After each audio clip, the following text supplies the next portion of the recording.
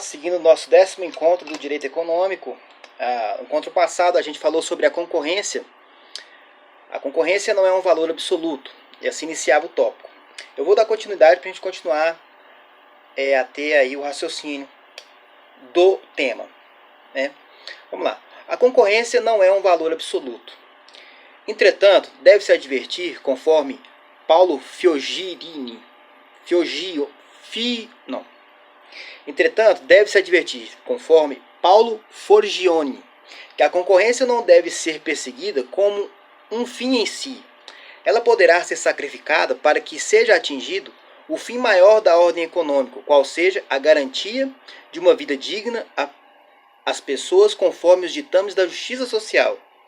A partir disso, pode-se concluir que determinada prática, ainda que a priori mostre-se prejudicial à livre concorrência, poderá ser autorizada dentro do que vista os benefícios trazidos. Para análise desse benefício, devem ser considerados os demais princípios da ordem econômica e, claro, a promoção da existência digna. Em nenhuma hipótese, frise-se, poderá haver prejuízo à concorrência e, simultaneamente, ao consumidor. Idealmente falando, a livre concorrência é difícil de ser atingida na sua plenitude.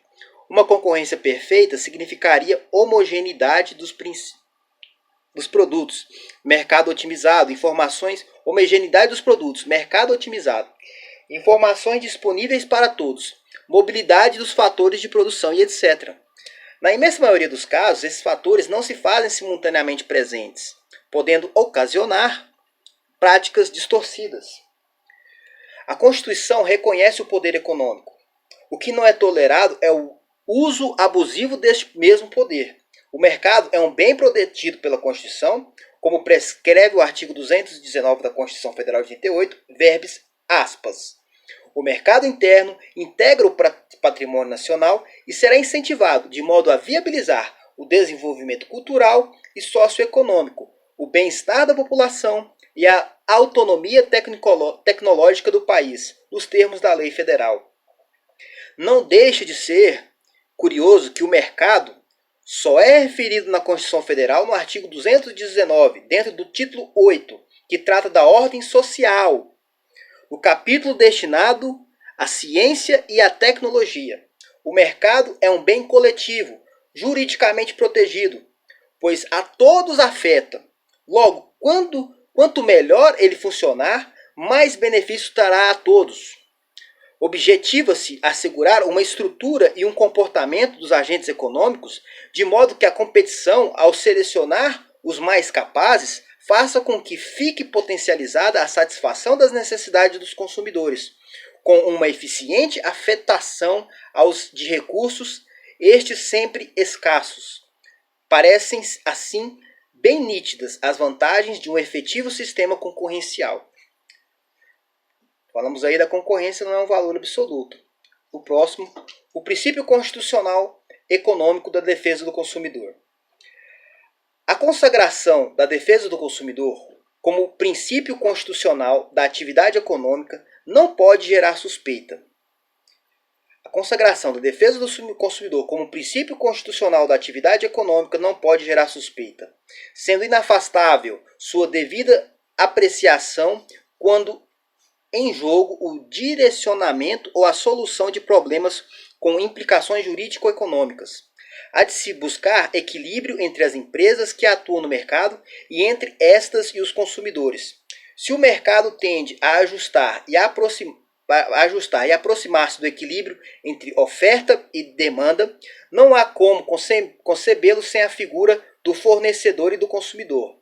Se a livre concorrência constitui caro princípio da atividade econômica, propiciando competição entre os agentes econômicos atuantes em um determinado mercado, certo é que esta competição pode gerar inegáveis benefícios aos consumidores. A legislação de defesa da concorrência dos Estados Unidos e da União Europeia tem sempre no centro das preocupações o consumidor e as garantias dos respectivos direitos. Mas advirta-se, A proteção conferida pelo direito consumerista, Lei 8.078 de 90, não engloba todos os valores protegidos pela legislação de defesa de concorrência, Lei 12.529 de 2011. Próximo item, vulnerabilidade do consumidor. Devido à indisfarçável vulnerabilidade do consumidor, sua proteção mais exige a interferência do Estado nas relações privadas. Devido à indisfarçável vulnerabilidade do consumidor, sua proteção maior exige a interferência do Estado nas relações privadas. Cresce a importância neste aspecto o intervencionismo estatal, como forma de superação desta realidade, cumprindo o Código de Defesa do Consumidor, Lei 8.078 de 1990. Relativíssimo papel, lugar para onde foram sistematicamente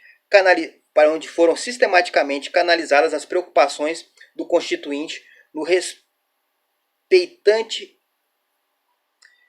respeitante à matéria. O artigo 5º, inciso 32, 24, inciso 8 e 150, parágrafo 5 e 170, inciso 5, mais o artigo 48 do ADCT, trataram da defesa do consumidor. Então, vê que é bastante importante. Em termos de relações privadas, antes do surgimento do Estatuto Consumerista, o referencial teórico, então a gente vai ver aqui que o artigo 5º, inciso 32, o artigo 24, inciso 8º, o artigo 150, parágrafo 5º e o artigo 170, artigo 170, inciso 5, mais o artigo 48 do ADCT, trataram da defesa do consumidor. Em termos de relações privadas, antes do surgimento do Estatuto Consumerista, que é de 90, o referencial teórico e legal orbitava do vetusto Código Civil, arraigado em uma visão individualista e patrimonialista.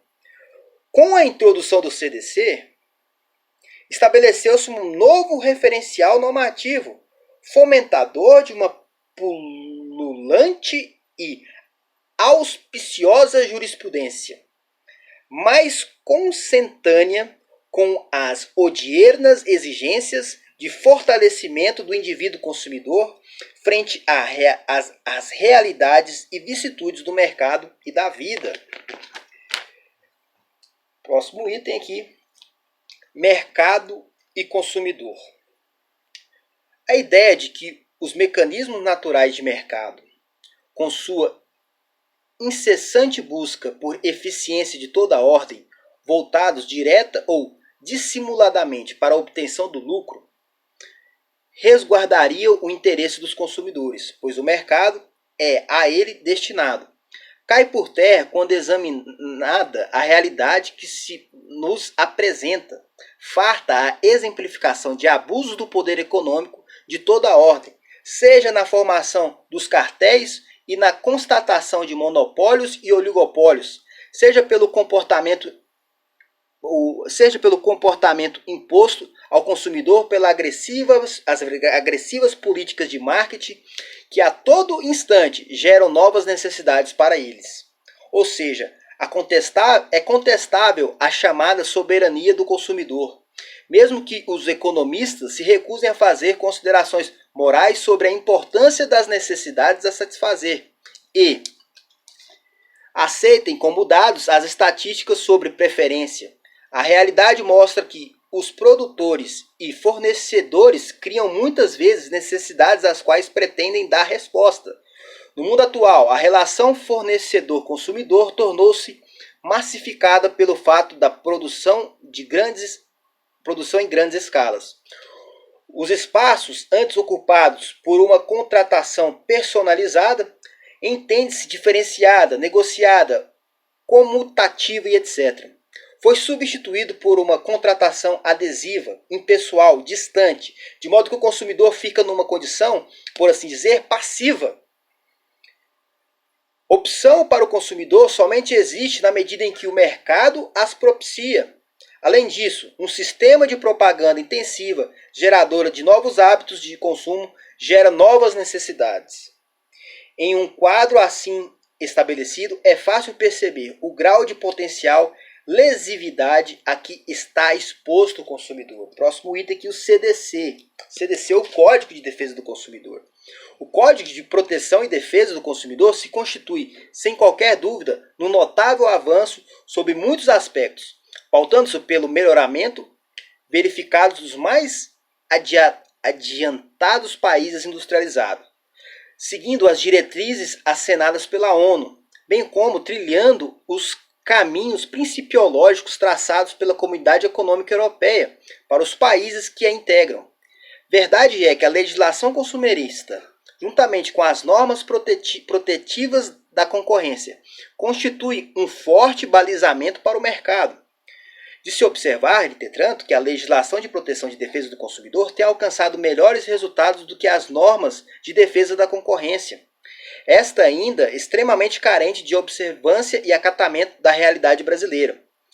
Como examinado a Lures, as práticas abusivas do poder econômico, além de nocivas para a posição do consumidor, têm perverso efeito inibidor para novos agentes econômicos, até estrangeiros, aptos a ingressarem no mercado, pois que, maculado o caro princípio da liberdade de iniciativa econômica, se o mercado, por si só, não se estabelece de forma a preservar o interesse dos consumidores, a situação fica mais gravosa quando detectado quadro em que o poder econômico esteja atuando de forma abusiva.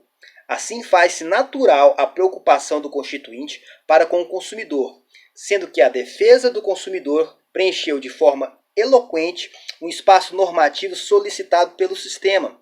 Ao fazê-lo, tratou bem cuidar dos direitos do consumidor, conferindo instrumentos para sua proteção, sem olvidar de sua inserção no contexto maior da ordem econômica.